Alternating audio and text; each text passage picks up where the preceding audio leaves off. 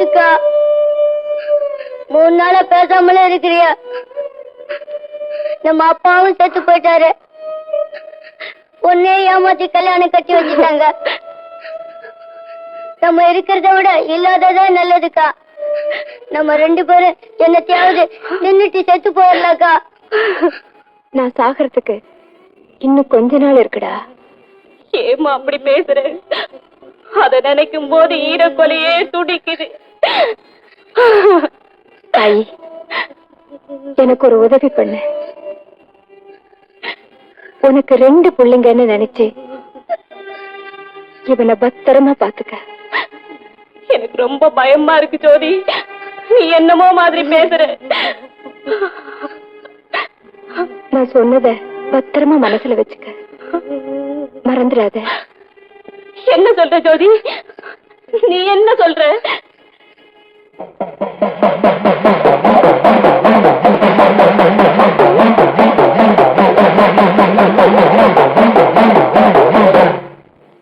அமாவாசை இல்லையே. அமாவாசையை பார்க்க நான் வரல, உங்களை தான் பார்க்க வந்தேன். என்னையா? ஆமா, அமாவாசைக்கு பொண்டாட்டியா இருந்தாலும் என்ன அணைச்சிக்க போறது நீங்க தானே. அதுக்கு உங்க கூடவே இருந்துறது நல்லது இல்லையா? என்ன அப்படி பாக்குறீங்க? இல்ல, இப்பவாவது என்ன பத்தி புரிஞ்சுக்கிட்டு இந்த முடிவுக்கு வந்தியே, ரொம்ப சந்தோஷம். இன்னைக்கு கார்த்திகை ஜோதி, அமாவாசை வெளியே அனுப்பிட்டா நமக்கு நல்ல நாளா இருக்கும். அத பத்தி நீ கவலைப்படாத, அவனை நான் பாத்துக்கிறேன்.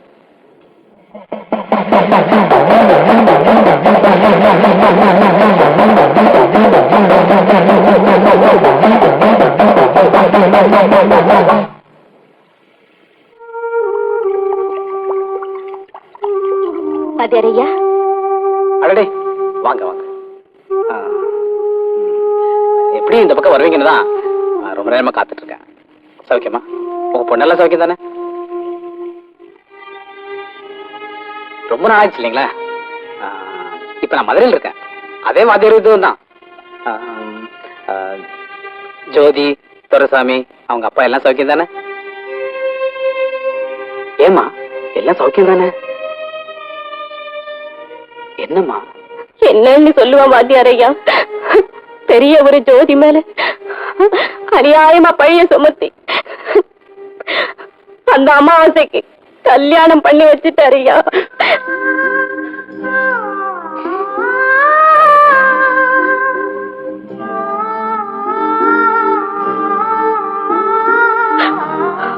அந்த அவமானம் தாங்க முடியாம அந்த வேசனத்திலேயே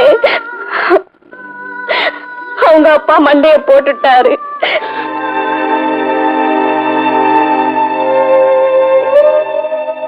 ஜோதி, ஜோதி கல்யாணத்துக்கு வா. அமாவாசை வா. ஜோதி இங்க வந்தாளா? ஆமா, உள்ளதான் இருக்கா. ஐயா, வாத்தியார் முதல்ல குடியிருந்தாரே, அந்த வீட்டை வாடகைக்கு பேசி முடிச்சுட்ட. கார்த்திகை ஜோதி நல்ல நாடு மதுமா பாலை காய்ச்சினாப்புல இருக்கு, குடி பூந்த மாதிரியும் இருக்கு. ஐயா ஒரு நாள் தயவு பண்ணீங்கன்னா ஜோதி அழைச்சிட்டு போய் விட்டுட்டு வந்துருவேன். என்ன அப்படி பாக்குறீங்க? எப்ப வேணாலும் எவ்வளவு வேணாலும் கேளு தரேன். இந்த வீட்டோட தங்கி வேளா வேலைக்கு சாப்பிட்டுட்டு சந்தோஷமாயிரு. நீங்க சொல்றது ஒண்ணும் புரியலையே. ஜோதிக்கு உன்னோட வாழ பிரியம் இல்லையா? இந்த வீட்டோட தங்க போறாளாம். இது ஜோதி சொன்னாளா இல்ல நீங்க சொல்றீங்களா? ஏன், நான் சொன்னதாவே வச்சுக்க. புரியல? என்ன பத்தி உனக்கு நல்லாவே தெரியும். பேசாம நான் கொடுக்கிற பணத்தை எடுத்துட்டு மரியாதையா போ. ஐயா, அந்த பொண்ணுன்னா எனக்கு உசுருன்னு உங்களுக்கு நல்லாவே தெரியும். அந்த பொண்ணை கல்யாணம் பண்ணிக்கணுங்கிற ஒரே ஆசையில தான் ஐயா நீங்க சொன்னதுக்கு அவ்வளவு பெரிய தப்ப கூட பண்ணிட்டேன். கடைசியில நீங்களே இப்படி செய்யலாமா? இது உங்களுக்கே நல்லா இருக்கா ஐயா? இந்த நேரத்துல ஒப்பாரி வச்சு நிம்மதியை கெடுக்காது. மறுவாதியா நான் கொடுக்கிற பணத்தை எடுத்துக்கிட்டு போ, இல்ல நான் வாயால பேச மாட்டேன். இதுதான் என் முடிவு. இதுதான் என் முடிவு. இதை நான் இனிமேல் மாத்திக்கவே மாட்டேன். எப்படி வாத்தியார் ஐயா? தாலி கட்டியாச்சே. தாலி தாலி தாலி. நானும் படிச்சவன் தான் தாயமா, எனக்கு அதை மதிக்கணும்னு தெரியும். ஆனா எப்ப இப்படி ஒரு முறையில்லாத ஒரு கல்யாணம் நடந்ததோ, இனிமேல் நான் அதை மதிக்கணுங்கிற அவசியமே இல்லை. பெரியவரை மீறி உங்களால கூட்டிட்டு வர முடியுமா? இத்தனைக்கு மூல காரணமே அந்த அயோக்கியம் தான். அவனை கொலை பண்ணிட்டாவது நான் கட்டாயம் ஜோதியை கூட்டிட்டு வரேன். தயவு செய்து எனக்காக ஒண்ணு மட்டும் செய்யுங்க. துரசாமியை கூட்டிட்டு ராத்திரியில ஊர் கோடியில வந்து நெல்லுங்க. நான் ஜோதியோட வரேன் தாயம்மா. வாத்தியார் எதுக்கு மறுபடியும் இந்த ஊருக்கு வந்தாரு? உயிருக்கு உயிரா ஆசை வச்சிருந்த ஜோதியை கல்யாணம் பண்ணி கூட்டிட்டு போலான்னு வந்தாரு. விவரம் தெரிஞ்சு வேதனையோட போறாரு. அமாவாசை, நான் ஒண்ண மட்டும் சொல்றேன் கேட்டுக்க. ஒரு தவா வெந்த நெல்லு வெந்ததுதான், மறுபடியும் அது வேறு பிடிச்சு நாத்தாகாது. ஒருத்தன ஒரு தவா மனசால ஏத்துக்கிட்ட பின்னால மறுபடியும் இன்னொருத்தனோட நிம்மதியா வாழ மாட்டான். சத்தியமா செத்த பட மாட்டேன் தான் படிச்சு கிடப்பான்.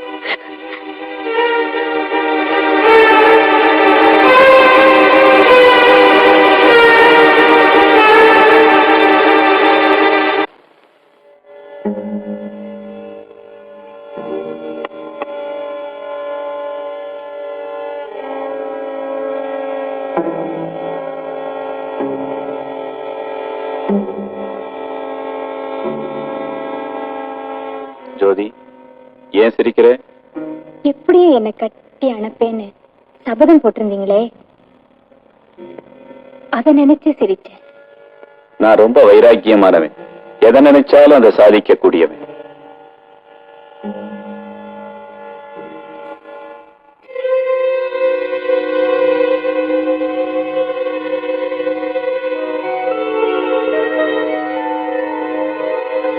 உன் விஷயத்துல நான் இவ்வளவு அக்கறை எடுத்துட்டதுக்கு ஒரே காரணம், உன்னை பார்க்கும் போதெல்லாம் இறந்து போன என் பொண்டாட்டி மீனாட்சியே கண்ணு முன்னாடி வந்து நிக்கிற மாதிரி இருந்தது.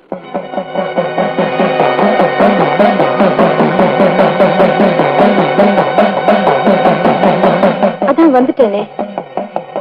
ஆமா, எல்லா நகையும் போட்டுக்க சொன்னனே. இப்ப இது போதும். இன்னும் உனக்கு என்ன வேணுமோ கேளு. உனக்காக நான் எது வேணாலும் செய்ய தயாரா இருக்கேன்.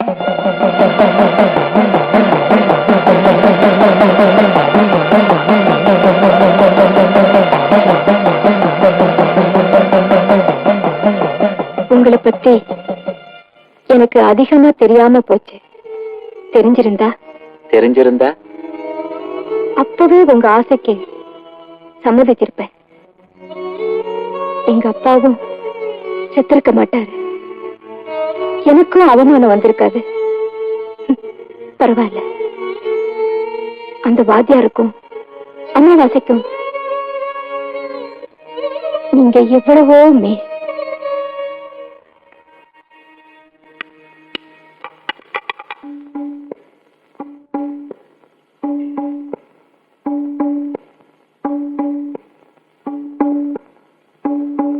வாங்க வாங்க வாங்க.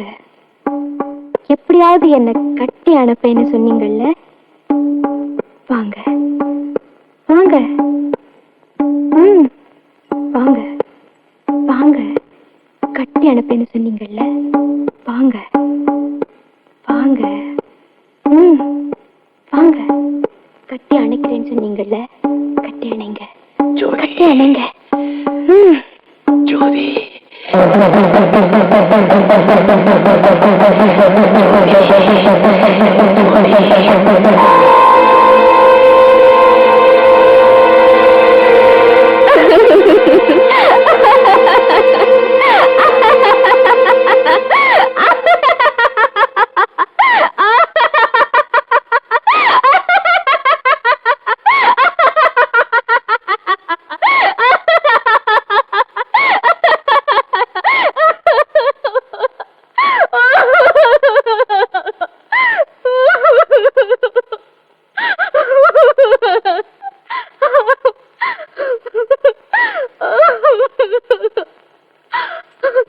ஜோதி,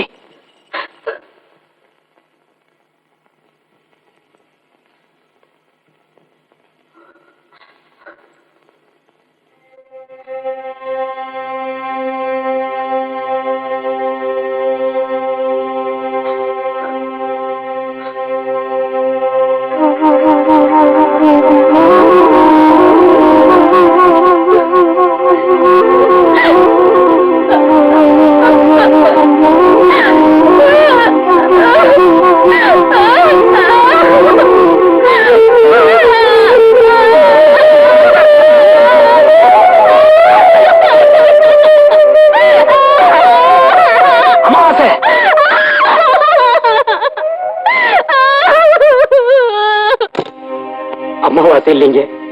இன்னைக்கு தான் இந்த ஊருக்கே பௌர்ணமி. நான் செய்த பாவத்தை என் கையாலேயே கழுவுன்னு நினைச்சு திரும்பி வந்தேன்.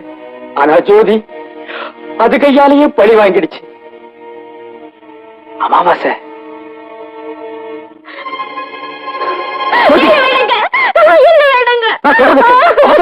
நடந்து நடந்து போச்சு. நான் பாத்துக்கிறேன். நீங்க 2 பேரும் உடனே தூரம் விட்டே கிளம்புங்க. என்ன தடுக்காதீங்க. நான் சாகணுங்கிற எண்ணத்தினாலதான் இதையெல்லாம் செஞ்சேன். ஜோதி பைத்தியக்காரத்தனமா பேசுற. நான் என்ன செய்யணும்னு நினைச்சு வந்தனோ அதையே தான் நீ செஞ்சிருக்க. இந்த பாரு, இதெல்லாம் பேச நேரல. உடனே என்னோட புறப்படுச்சு. ஜோதி ஜோதி, நீ ஏன் தயங்குறேன்னு எனக்கு நல்லா தெரியுது. ஒரு கவாதந்த நெல்லு வெந்ததுதான், அது மறுபடியும் வேறு பிடிச்சு நாத்தாகாதுன்னு பூக்காரி சொன்னது எனக்கு இப்பதான் புரியுது. எவனோ ஒரு பைத்தியக்காரன் ஒரு நல்ல பொண்ணு கழுத்துல தாலியை கட்டிட்டா அவனோட நான் வாழ முடியுமா? நீ வாத்தியாரோட சந்தோஷமா வாழணும் ஜோதி, அதுதான் என் ஆசை. புறப்படு ஜோதி, புறப்படுமா ஜோதி.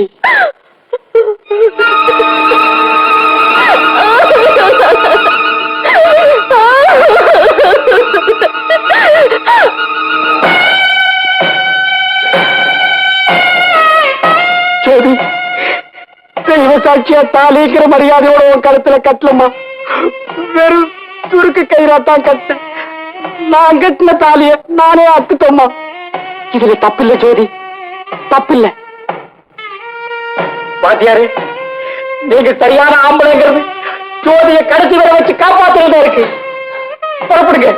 மாவாச பேசுறதுக்கு நேரம் இல்லை. புறப்படுங்க. புறப்படு ஜோதி, புறப்படு.